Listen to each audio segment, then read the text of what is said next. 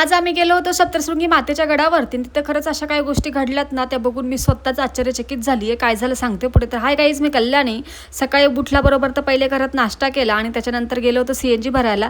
CNGची एवढी काही लाईन होती का, गर्दीच गर्दी होती. मग CNG भरला आणि तिथून पुढे इथे आम्ही ज्यूस प्यायला थांबलो होतो. उसाचा रस वगैरे घेतला, आमुनी चिप्स खाल्ले आणि तिथून निघालोवरती गडावर जायला. सध्या ना गडावरती काय चालू आहे, रोडचं काम चालू आहे. त्याच्यामुळे सध्या ट्रॅफिक पण जाम होते आणि काम चालू असल्यामुळे थोडंसं इकडेचं तिकडचं होतं आहे. आणि त्याच्यानंतर आम्ही गडावर जाऊन पोहोचलो. तर जायच्या पहिलेच आमूचं इथे पहिले काहीतरी खेळणं घ्यायचंच काम चाललं होतं. त्याच्यानंतर इथे पूजेचं साहित्य वगैरे घेतलं आणि लगेचच आम्ही नाश्ता पण करून घेतला. म्हटलं माहीत नाही वरती किती वेळ लागेल. आम्हाला वाटलं का लवकर दर्शन होईल, पण जेव्हा वर जायला निघालो तेव्हा ही तर फक्त सुरुवात आहे आमची. तुम्ही आता इथे बघू शकता एवढी काय गर्दी होती ना, गर्दीच गर्दी. आज म्हणजे आम्ही दुपारी 1:30-2 वाजता लाईनीत लागलो होतो 2:30च्या दरम्यान आणि संध्याकाळी 6:30 वाजता आमचं दर्शन झालं आहे. विचार करू शकता की किती गर्दी आहे इथं. तेवढ्या गर्दीत पण ना एका ठिकाणी भांडण चालू होतं. काय भांडण कशावरनं, की ज्या काही बाया असतात ना, काहींच्या बघा अंगात देवी येते असं बोलतात.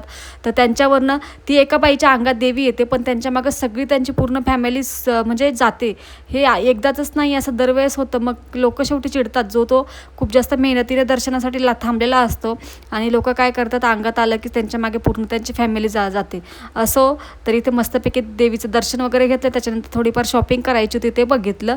आणि असा होता व्हिडिओ. आवडला तर एक लाईक करा, चॅनलला सबस्क्राईब करून जावा. चलो बाय गाईज.